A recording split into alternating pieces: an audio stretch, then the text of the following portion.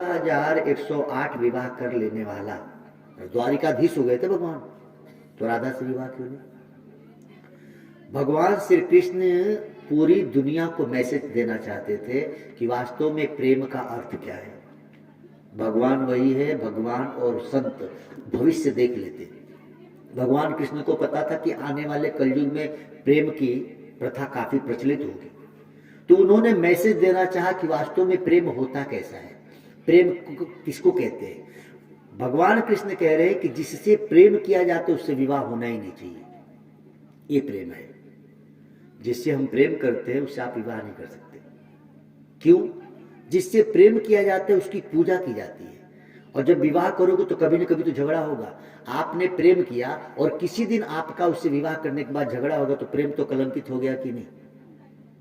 इसीलिए भगवान कृष्ण और राधा ने विवाह नहीं किया। और आप सोचो, आप लैला मजनू और हीर रांझा की संतान थोड़ी हैं, हम राधा कृष्ण की संतान हैं।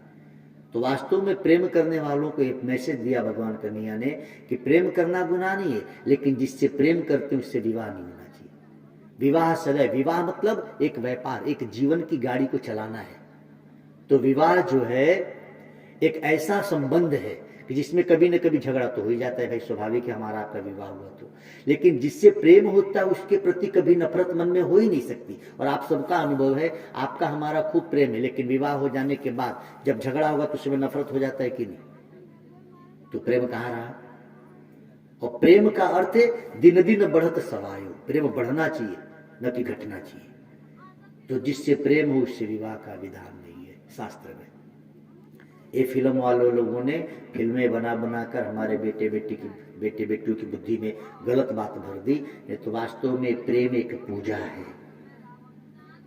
कितनी सुंदर बात है ये बात समझ में भारत के नौजवान बच्चों को आ जाए तो कई समस्याओं का समाधान सहज में हो गया। कोई बाप कोई माँ नहीं डरेगा कि मेरे बेटे ब्याह करके भाग न जाए। वो नौबत कभी नहीं आएगी जब हमारे देश के बच्चियों को हर कथाकार हर भागवत में इस बात को समझा दिया जाता कि भैया प्रेम का मतलब पूजा, प्रेम का मतलब विवाह नहीं है। भगवान कृष्ण ने 16,108 विवाह किया, लेकिन एक भी विवाह ऐसा नहीं था जिससे उनका प्यार था। सारा विवाह 1900 जिससे प्रेम नहीं था।